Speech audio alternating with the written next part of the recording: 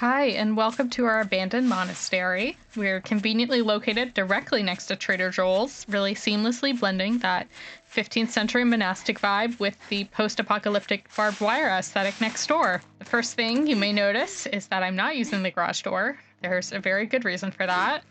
It doesn't work. I just never installed electricity. Oops.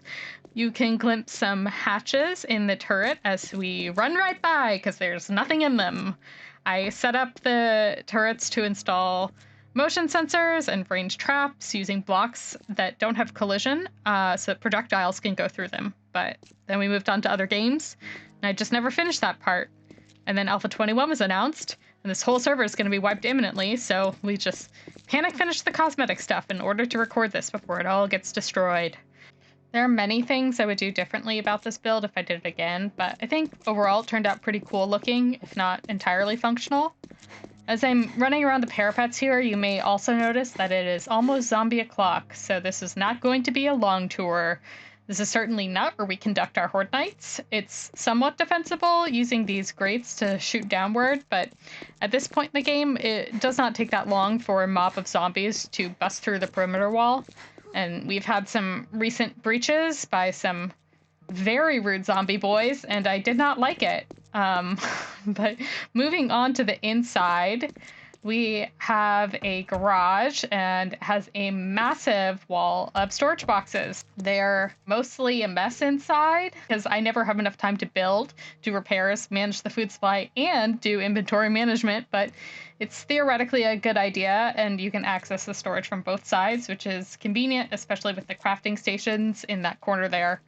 Next is our farm, which, yeah, I do need all these blueberries. There is no game I will not try to turn into Stardew Valley, and I will not apologize for it. I think we have a little over 200 crop plots, though, so I've actually got a good stockpile of more practical crops in storage, but blueberries absolutely look the nicest, and I'm determined to make this very ugly game as beautiful as possible, at least within the walls of this monastery. We've got a pretty basic kitchen here with easy access to all the raw and prepared food storage. And out in this little courtyard is my infinite water well.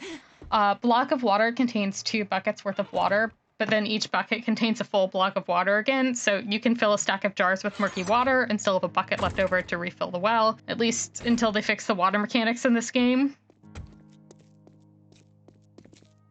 Down this spiral staircase, we have access to the mushroom vault. It runs the length of the monastery, and then at either end there's a vault door that opens to a tunnel that exits outside the perimeter wall.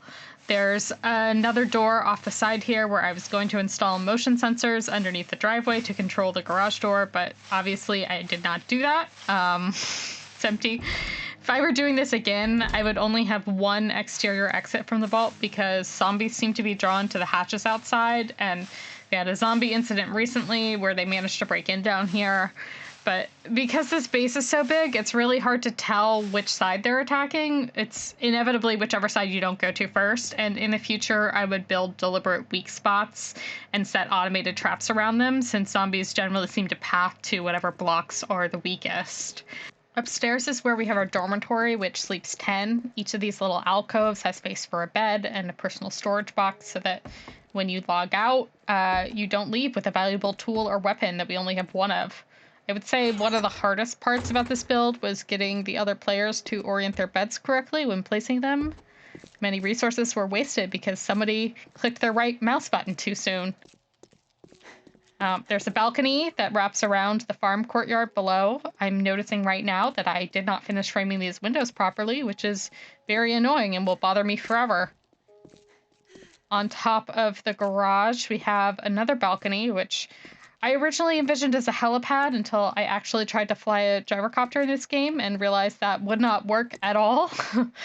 Under the stairs is a bathroom, which I never finished. I think there used to be a door, but I guess the zombies got it. Going up these stairs, there's a nice view of the whole dorm, including the vaulted ceiling. It is very annoying to paint, but aesthetically, it's one of my favorite things in the build. And the last thing to show off is just the bell tower. I never really decided what to put in here. I was thinking a library would have looked really nice, but ultimately just ran out of time, and I think also just the lack of placeable furniture in this game kind of deterred me. I was running out of creative steam by the time I got up here. I think I would have also built this tower one story shorter. I think the proportions would have looked better, but it also is just too tall for the range of the land block. And when I was building the belfry, I kept getting attacked by zombie vultures, and I it was really hard. So I had to get my friend down there to come babysit me while I finished building. But that's it. It's getting really spooky, and we left our best shot, AFK and Trader Joel. So if you have any questions, leave in the comments. I gotta go. Bye.